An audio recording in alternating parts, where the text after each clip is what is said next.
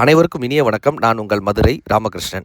நம்ம ஊரில் இருக்கக்கூடிய 1000 வருடங்கள் 2000 வருடங்கள் பழமையான கலை சின்னங்களை பாதுகாக்கவும் சிதிலம் அடைந்த ஆலயங்களை மீட்டெடுக்கக்கூடிய மிகப்பெரிய இறைப்பணியில், இயற்கை பணியில், சிவப்பணியில் நமது ஈதல் அறக்கட்டளை குழுவினர் ஈடுபட்டிருக்கிறோம். அந்த வகையில் இன்றைக்கு புதுக்கோட்டை மாவட்டம் துளியனூரில் அமைந்திருக்கக்கூடிய மிக பழமையான சிதிலமடைந்த சிவாலயத்திற்கு வந்திருக்கிறோம். இந்த ஆலயத்தினுடைய சிறப்பம்சங்கள் என்ன? இந்த ஆலயம் சிதிலமடைவதற்கான காரணங்கள் என்ன? இப்போ இந்த ஆலயத்தினுடைய நிலைமை எப்படி இருக்கிறது? இந்த ஆலயத்தை புனரமைக்க நாம் செய்ய வேண்டிய கடமைகள் என்ன? இந்த ஊர் மக்களினுடைய மனநிலை எப்படி இருக்கிறது? இந்த சிதிலமடைந்த ஆலயத்தை மீட்டெடுப்பதன் மூலமாக கிடைக்கக்கூடிய நன்மைகள் என்ன? வாங்க இந்த காணொளியில பார்ப்போம்.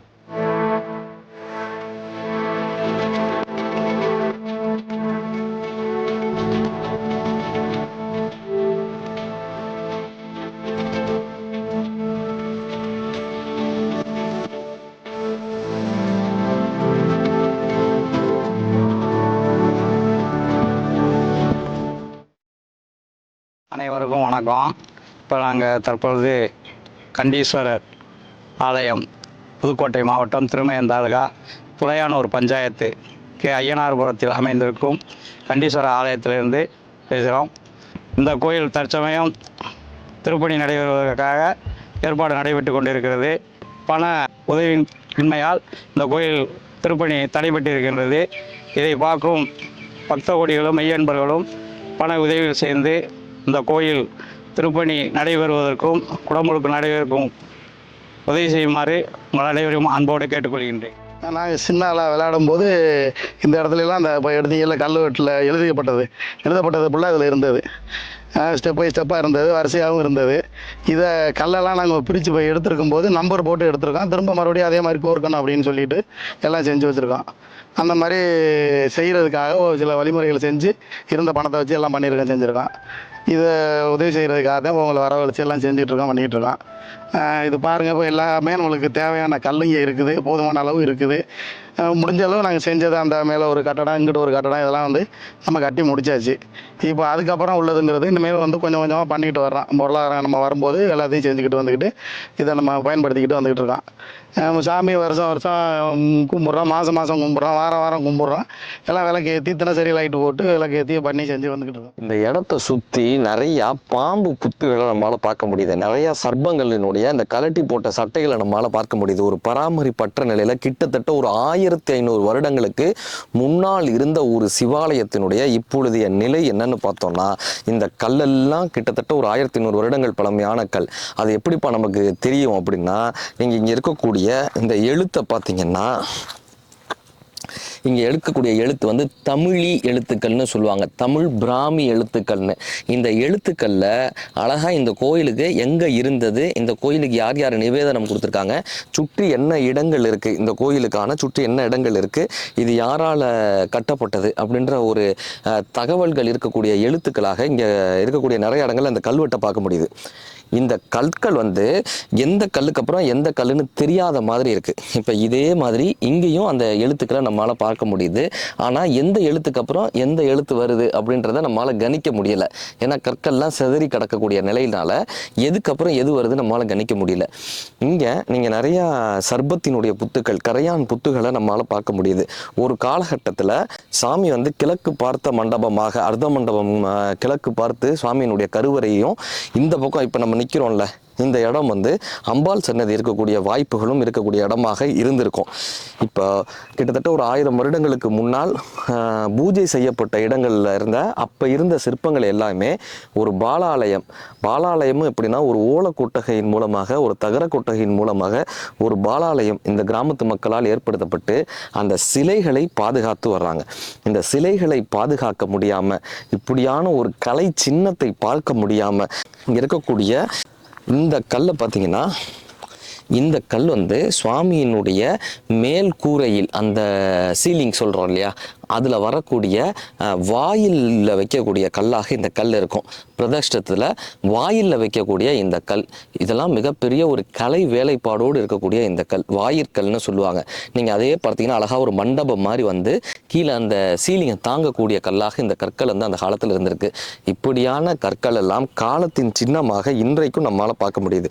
இதே போன்ற இந்த கல்லினுடைய தொடர்ச்சி தான் அந்த கல்லாக இருக்குது. இது எல்லாமே வந்து சீலிங்கில் ஒரு கட்டிடத்தை, ஒரு கல் மண்டபத்தை தாங்கக்கூடிய கற்களாக இந்த கற்கள் எல்லாம் இருந்திருக்கு. இவ்வளவு பிரம்மாண்டமான கிட்டத்தட்ட ஒரு 1000 வருடங்கள் பழமையான கலை சின்னம் தற்போது சிதிலமடைந்த நிலையில் இருக்குது. இப்படியான கலை சின்னத்தை மீட்க வேண்டிய கடமை நமக்கு இருக்கிறது. இன்னும் இந்த கலை சின்னங்களில் நிறையா விஷயங்கள், இன்னும் பிரம்மாண்டமான விஷயங்கள், ஒவ்வொரு கல்லிலையும் ஒவ்வொரு தகவல்கள் அடங்கியிருக்கு. அதை பார்க்கலாம் வாங்க. இந்த கற்கள் இது பொதுவாக இந்த மண்டபத்தில் பூதகணங்களை பிரதிஷ்டை பண்ணி, இந்த பூதகணங்கள் மேல் இருக்கக்கூடிய மேல் தளத்தை பிடித்திருக்கிற மாதிரியான சிற்பங்கள் இருக்கும். இப்போ அந்த சிலைகள் எல்லாம் நீக்கப்பட்டு இந்த கற்கள் மட்டும் இங்கே கிடைக்கப்பட்டிருக்கு. இது எல்லாமே மேற்கூரையை தாங்கக்கூடிய கற்களாக இருக்கும். இது பல நூற்றாண்டுகளாக இருக்கக்கூடிய கற்கள் எல்லாம் கலந்து இருக்கக்கூடிய கற்களாக இந்த கற்களை நம்மளால் பார்க்க முடியுது. இப்போ இந்த இடத்துல குவிக்க வைத்திருக்கக்கூடிய கல் பார்த்தீங்கன்னா, இது ஒரு கருவறையினுடைய ஒரு மண்டபமாக இருந்திருக்கிறதுக்கு வாய்ப்பு உண்டு. ஒரு அம்பாள் சன்னதியில் இருந்த கல்லாக கூட இருக்கலாம், காலபைரவர் சன்னதியில் இருந்ததாக இருக்கலாம், அர்த்த மண்டபத்தில் இருந்ததாக இருக்கலாம். ஏன்னா ஒரு பெரிய சன்னதியினுடைய கற்கள் தான் சிதிலம் அடைஞ்ச நிலையிலையும் விழுந்த நிலையிலும் இருக்குது. ஒரு சன்னதினா மேல் இருக்கக்கூடிய மேல் தளமாக இருக்கட்டும், பக்கத்தில் இருக்கக்கூடிய அந்த கற்களாக இருக்கலாம், அல்லது கருவறைக்குள் இருந்த கற்களாக இருக்கலாம். இப்படியான கற்கள் தான் இந்த இடத்துல சிதிலம் அடைந்த நிலையில் நமக்கு காணப்படுது. இப்போ உதாரணத்துக்கு இப்படியான கற்கள், இந்த கற்களும் இணை கற்கள்னு சொல்லுவாங்க. 2 கற்களை சேர்த்து அந்த காலத்தில் பிணைச்சிருப்பாங்க. அப்படியான காலத்தின் சின்னமாக பாசி படிந்த நிலையில் இந்த கற்களும் பராமரிப்பு இல்லாத ஒரு நிலையில், கற்களும் சிதிலமடைந்து கொண்டிருக்கக்கூடிய நிலையில் பார்க்க முடியுது. ஒரு மிகப்பெரிய பூஜை செய்யப்பட்ட ஒரு கோவில், மிகப்பெரிய ஒரு வரலாற்று சின்னமாக இருக்கக்கூடிய கோயில் விழுந்த நிலையில் இருப்பதை பார்க்கறதுக்கு ஒரு வருத்தம் தோய்ந்த ஒரு மன அழுத்தம் தான் ஏற்படுகிறது. நீங்கள் இந்த கல்லில் பார்த்தீங்கன்னா, இந்த கல்லில் இன்றைக்கும் நம்மளால் இந்த கல்வெட்டுக்களை நம்ம வாசிக்க முடியுது. அழகான கல்வெட்டுகள் நம்ம வாசிக்க முடியுது.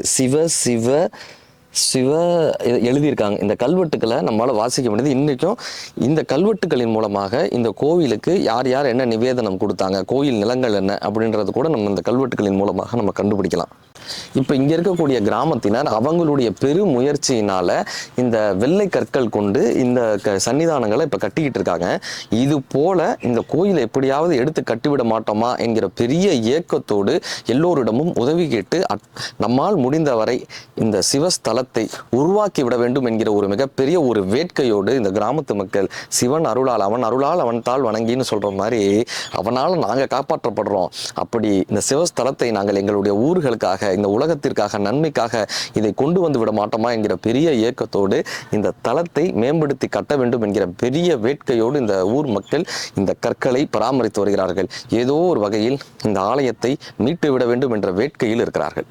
இப்போ இங்கே சுவாமியினுடைய சன்னதி நம்ம போனோம்னா, சுவாமியினுடைய லிங்கம் கிட்டத்தட்ட 1000 வருடங்கள் பழமையான லிங்கத்தை நம்மளால் பார்க்க முடியும். இன்றைக்கும் அந்த லிங்கத்தை ரொம்ப அற்புதமாக இந்த கிராமத்து மக்கள் பராமரித்து கொண்டு வர்றாங்க.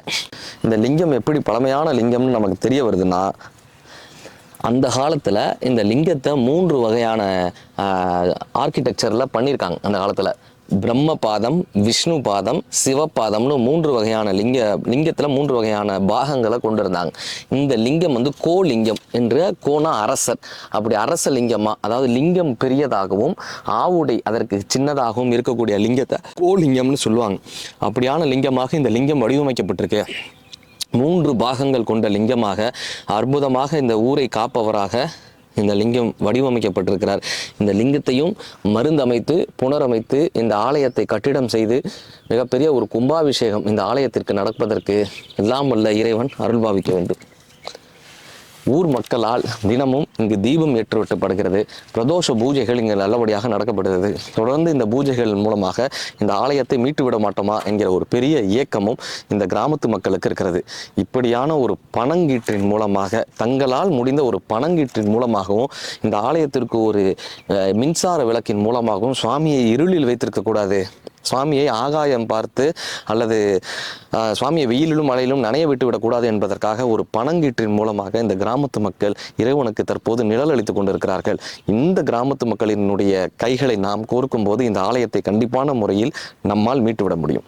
25 ஆண்டுகளாக திருப்பதி இது பிரதோஷம் பண்ணிட்டு வரோம். 15 ஆண்டுகளாக சிவராத்திரி பண்ணிக்கிட்டு இருக்கிறோம்.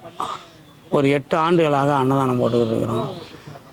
மக்களுக்கு கொடுத்த வருமானத்தை வச்சு தான் இந்த கல்லுக்கெல்லாம் இறக்கி எல்லாமே பார்த்துட்டு இருக்கிறோம். ஒரு அளவுக்கு பூர்த்தி செய்கிற அளவுக்கு கல்லெல்லாம் இருக்குது. வருமானம் பத்தாதனால தான் அப்படியே கிடக்குது. இது மக்கள் உதவி பண்ணுச்சுன்னா அதை பூர்த்தி ஆக்கிடலாம்ங்கிற ஒரு விருப்பம். கிட்டத்தட்ட 1000 வருடங்களுக்கு முன்னால் சுவாமிக்கு அபிஷேகம் செய்த நீர் வந்த இடம், அபிஷேக நீர் வந்த இடம். தமிழி எழுத்துக்கள் கொண்ட கல்வெட்டு. இந்த எழுத்துக்கள் மூலமாகவே இந்த கோயில் குறைந்தது ஒரு 1000 வருட பழமையான கோயில் என்று கண்டறியப்படுகிறது.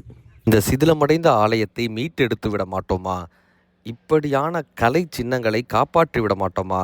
நமது முன்னோர்கள் வாழ்ந்த இந்த பூமியில் முன்னோர்கள் வணங்கிய இந்த தெய்வங்களை, இந்த தெய்வ சிலைகளை நாம் பராமரித்து விட மாட்டோமா? இந்த சிலைகளை நாம் பாதுகாத்து விட மாட்டோமா? ஒருவேளை வழிபாட்டின் மூலமாக இறைவனுக்கு நேவேத்தியம் பண்ணி விட மாட்டோமா? ஒரு பிரதோஷ வழிபாட்டின் மூலமாக ஊரை அழைத்து நாம் ஒன்று கூடி விட மாட்டோமா என்கிற மிகப்பெரிய இயக்கம்தான் ஒரு ஆலயத்தை புனரமைக்க வேண்டும் என்று நினைக்கக்கூடிய மக்களினுடைய கனவாக இருக்கிறது. இந்த மக்களினுடைய கனவை நீங்கள் நிறைவேற்ற வேண்டும் என்று நினைத்தால், இந்த சிதிலமடைந்த ஆலயத்தை புனரமைக்க வேண்டும் என்று நீங்கள் நினைத்தால், இந்த கலை சின்னத்தை காப்பாற்ற வேண்டும் என்று நீங்கள் நினைத்தால், நமது ஈதல் அறக்கட்டளையினுடைய தொலைபேசி எண்ணை நீங்கள் தொடர்பு கொள்ளலாம். நன்றி.